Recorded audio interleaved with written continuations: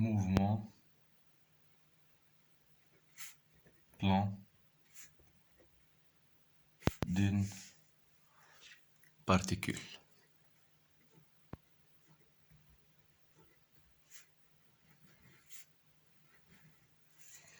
طبعا نحن سبق وحكينا عن الفيكتور بوزيشن، قلنا كفيكتور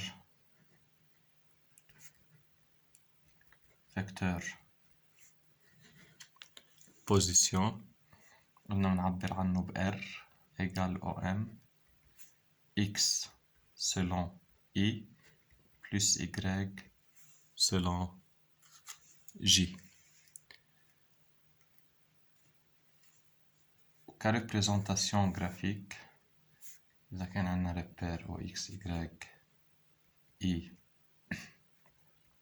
et J كvecteur unitaire, soit une trajectoire quelconque, par exemple c'est la position M1, CM2, CM3, ainsi de suite. Par définition, le vecteur position, si on joint l'origine avec la position considérée, par exemple c'est R1, c'est R2, c'est R3, et par suite, R1 égale X1I plus Y1J, R2 égale X2I plus Y2J et ainsi de suite, tel que par exemple, ici c'est X2 et ici c'est Y2. En général, puisque le corps il est en mouvement, donc le vecteur position doit occupe les différentes positions prises par le mobile durant son déplacement. Par suite, généralement, le vecteur position peut s'exprimer en fonction de temps tel que x de ti plus y de t j.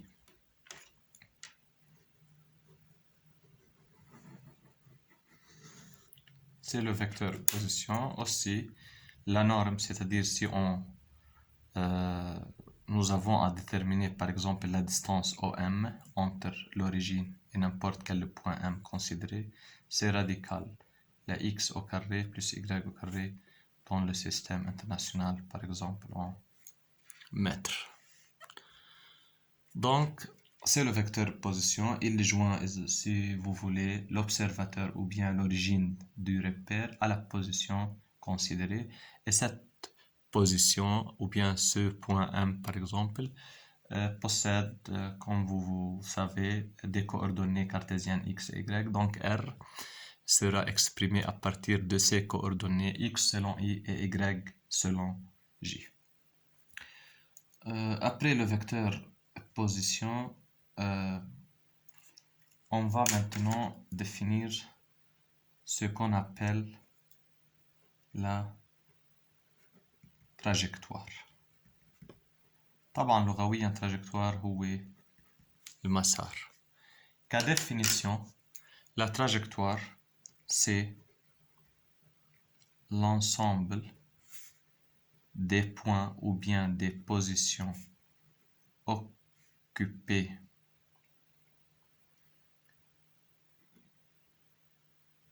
par le mobile جسم المتحرك durant son déplacement. Par suite, cette trajectoire ou bien la trajectoire possède une équation. Comme nous savons qu'il s'agit de trois formes de trajectoire, trajectoire rectiligne, curviligne et circulaire. On va donner à chaque forme une application et à partir de cette application, on va tout d'abord voir comment on détermine l'équation de la trajectoire et comment à partir de la forme de cette équation, on peut déterminer sa nature, c'est-à-dire s'il s'agit d'un mouvement rectiligne, circulaire ou curviligne. Application 1, si par exemple on a R égale OM égale T moins 1 I plus 2T plus 1 J. Tout d'abord, on détermine ce qu'on appelle équation paramétrique, c'est-à-dire on détermine x et y, comme nous savons que x est selon y selon j. Donc, à partir de cette équation, x égale à t-1 et y égale à 2t plus 1. Notez bien que l'équation de la trajectoire, c'est une relation entre x et y est indépendante du temps. C'est-à-dire, pour trouver correctement l'équation de la trajectoire, il faut trouver une relation entre x et y qui ne dépend pas de t. Par suite, il faut éliminer le facteur du temps. Par exemple, à partir de x, t égale x plus 1, on remplace t dans y. Au lieu de t, on substitue l'équation x plus 1. Par suite, y égale 2x plus 3. C'est l'équation de la trajectoire. Ici, lorsqu'on écrit x en fonction de temps, y en fonction de temps, comme ce qui est montré ici, ces équations s'appellent équations paramétriques. Maintenant, l'équation de trajectoire, elle est sous la forme générale y égale à x plus b, qui est connue à partir des années antécédentes. C'est la forme générale, ou c'est l'équation d'une droite.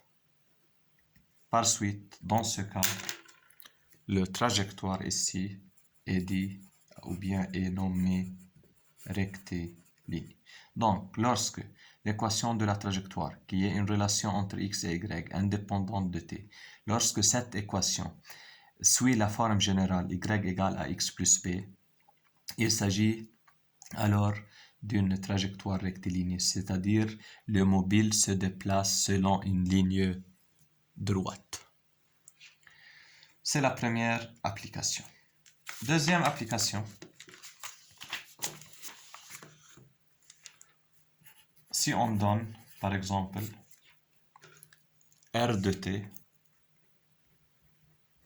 égale OM égale moins t plus 1i plus t2 moins t plus 2, par exemple, j. Tout d'abord, il faut déterminer l'équation de trajectoire. Commençons par les équations paramétriques. C'est x et c'est y. Donc, x égale moins t plus 1, y égale t2 moins t plus 2. Par exemple, à partir de x, on déduit que t égale à 1 moins x. On remplace t par sa valeur dans y. Alors, 1 moins x au carré moins 1 moins x plus 2. Alors, en développant cette expression, on obtient 1 plus x2 moins 2x moins 1 plus x plus 2. On obtient finalement y égale x2 moins x moins 1 plus 1, on élimine. Alors, x2 moins x plus 2. C'est l'équation de la trajectoire dans ce cas. Elle est de la forme générale y égale ax2 plus bx plus c. Toujours cette forme, ou bien n'importe quelle équation de la forme générale ax2 plus bx plus c, c'est-à-dire comme l'équation du second degré. Il s'agit alors d'une trajectoire curviligne. Donc, lorsque l'équation de trajectoire serait de la forme y égale à x plus b, on parle d'une trajectoire rectiligne. Lorsqu'elle est de la forme y égale à ax2 plus bx plus c, on parle alors d'une trajectoire curviligne. Donc, ce qui manque, la trajectoire circulaire. On va donner l'application 3. Par exemple, si on a R de t égale 1 moins 2 cosinus de t i plus 2 plus 2 sinus de t j. Tout d'abord, on détermine x qui est toujours le facteur de i et y qui est toujours le facteur de j, et on écrit par suite les équations paramétriques telles que x égale 1 moins 2 cosinus de t, et alors y égale à 2 plus 2 sinus de t. Ici, il s'agit d'un cas particulier. Tout d'abord, on ne peut pas, si vous voulez, extracter t de l'expression. Mais dans ce cas, lorsqu'on étudie un vecteur position où il y a des lignes trigonométriques, c'est-à-dire cosinus et sinus, il suffit de tirer cosinus alpha et sinus alpha, c'est-à-dire de trouver l'expression du cosinus de t et sinus de t en fonction des autres. C'est-à-dire, d'après x, cosinus de t égale 1 moins x sur 2. Si moins cosinus de t, elle est portée après l'égal, elle sera plus, par exemple, par suite 2 cosinus de t égale 1 moins x, et on divise par 2. De même, sinus de t égale y moins 2 sur 2. Et comme nous savons à partir de la mathématique l'identité remarquable, cosinus carré alpha plus sinus carré alpha égale 1. Ici, on désigne par alpha, c'est-à-dire l'arc ou bien l'angle qui est le contenu, si vous voulez, de cosinus et sinus. Donc, cosinus carré la 2t plus sinus carré la 2t égale à 1. On remplace chaque terme par sa valeur. Donc, cosinus de t sera remplacé par 1 moins x sur 2 au carré. Sinus de t sera remplacé par la forme y moins 2 sur 2 au carré égale à 1. Comme vous savez, 1 moins x ou bien x moins 1 c'est le même. Donc, x moins 1 au carré sur 4 plus y moins 2 au carré sur 4, c'est-à-dire ici on élève, si vous voulez, seulement les dénominateurs au carré, égale à 1. Finalement, x moins 1 au carré plus y moins 2 au carré égale à 4. C'est l'équation de la trajectoire. Sachant que l'équation d'un cercle possède une forme générale x moins a au carré plus y moins b au carré égale au rayon au carré. C'est l'équation, comme nous avons vu que l'équation ou la forme générale de l'équation d'une droite est de la forme y égale à x plus b, et que la forme générale d'une courbe est de la forme y égale à x2 plus bx plus c, la forme générale qui représente l'équation d'un cercle, elle est de la forme x moins a au carré plus y moins b au carré égale au rayon au carré, où c'est un cercle de centre, par exemple I, de coordonnées A et B, et de rayon R qui est radical la R2. Si on compare l'équation ainsi trouvée en établissant l'équation de la trajectoire, si on compare l'équation de la trajectoire ainsi trouvée avec cette forme générale, sont compatibles.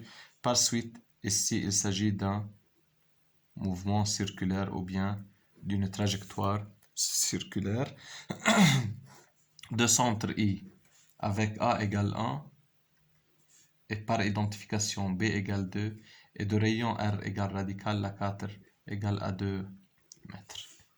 Maintenant, comme vous voyez, on a visualisé les trois formes géométriques d'une trajectoire suivie par n'importe quel mobile. Ou bien il s'agit d'un mouvement rectiligne lorsque la forme générale serait similaire ou bien lorsque l'équation de la trajectoire est similaire à y égale à x plus b. Lorsque l'équation de la trajectoire est similaire à y égale à x2 plus bx plus c, il s'agit alors d'une trajectoire curviligne. Et lorsque la forme générale est similaire à la forme x moins a au carré plus y moins b au carré égale à une certaine quantité au carré, ce qui signifie le rayon du cercle, alors il s'agit d'un mouvement circulaire. Et aussi, on peut ici déterminer les caractéristiques de ce cercle. Les caractéristiques, comme vous savez, qui se représentent par les coordonnées du centre et par le rayon de ce cercle.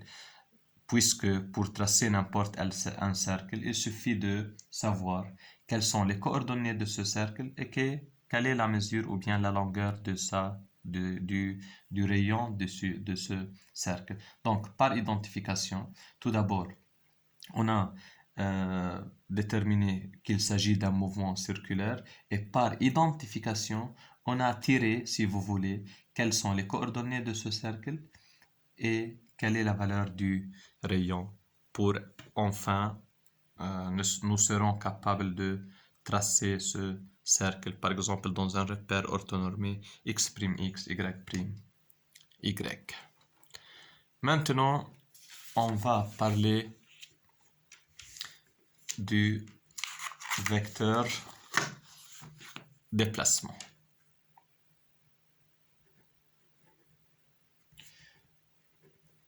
Le vecteur déplacement sera désigné par delta R. Si on revient à la figure principale, s'il s'agit d'une trajectoire, par exemple ici M1, ici M2, M3, ainsi de suite. Si on a à déterminer le vecteur déplacement de la position 1 à la position 3, par exemple. Tout d'abord, si on trace le vecteur position relative à M1, c'est R1. Puis on trace ou bien on représente le vecteur position relative à M3, c'est R3. Graphiquement, le vecteur déplacement entre M1 et M3, il suffit de joindre M1 par M3. طبعا d'une manière rectiligne. C'est le vecteur delta R de 1 vers 3. Comment on détermine une expression analytique de ce vecteur? C'est-à-dire, ici, on a représenté delta R graphiquement, mais comment on établit son équation, c'est-à-dire selon I, suivant I et J? En observant la figure, d'après la loi de Schall, R3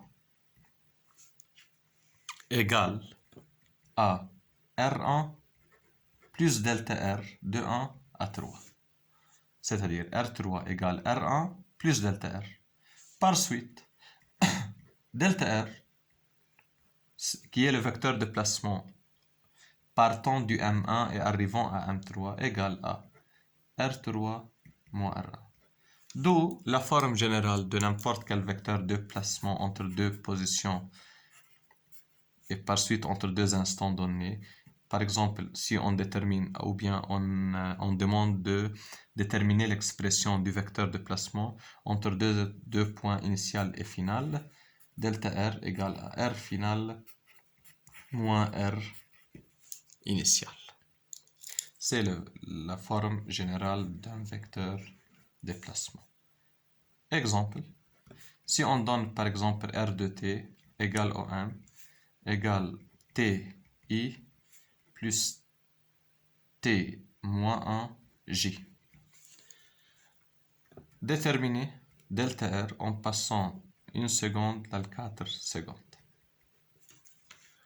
En appliquant cette formule, delta R doit être égal en passant de 1 à 4, le R à 4 secondes moins R à la 1 seconde. Donc, il est obligatoire de déterminer tout d'abord le R à la 1 seconde, c'est-à-dire on remplace T par 1 seconde, on obtient 1I plus 0J.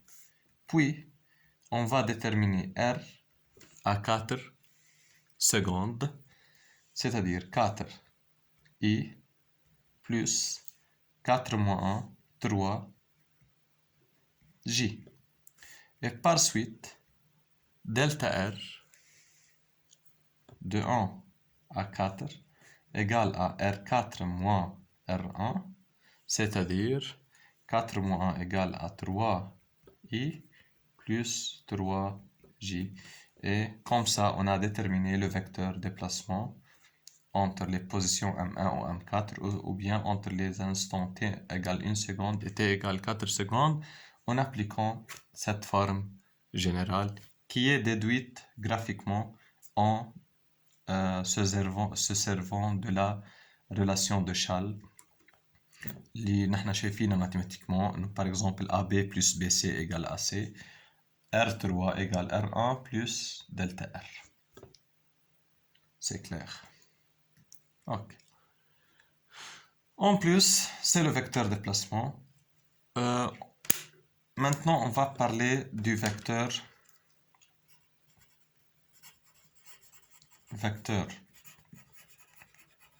vitesse moyenne. Par définition, le vecteur vitesse moyenne oscille entre deux instants initial et final, par définition égale à delta R entre ces deux instants divisé par delta T. Si on va profiter de l'application précédente, par exemple, si on a à déterminer V moyenne entre 1 seconde et 4 secondes pour cette application, on a à déterminer tout d'abord delta R entre 1 et 4 secondes et divisant le vecteur delta R par delta T. Par suite, ici c'est le vecteur delta R déjà trouvé, c'est-à-dire 3i plus 3j à la 4 moins 1, c'est-à-dire 3i plus 3j sera divisé par 3 et on aboutit finalement, ou bien on obtient le vecteur vitesse moyenne entre 1 seconde et 4 secondes égale à i plus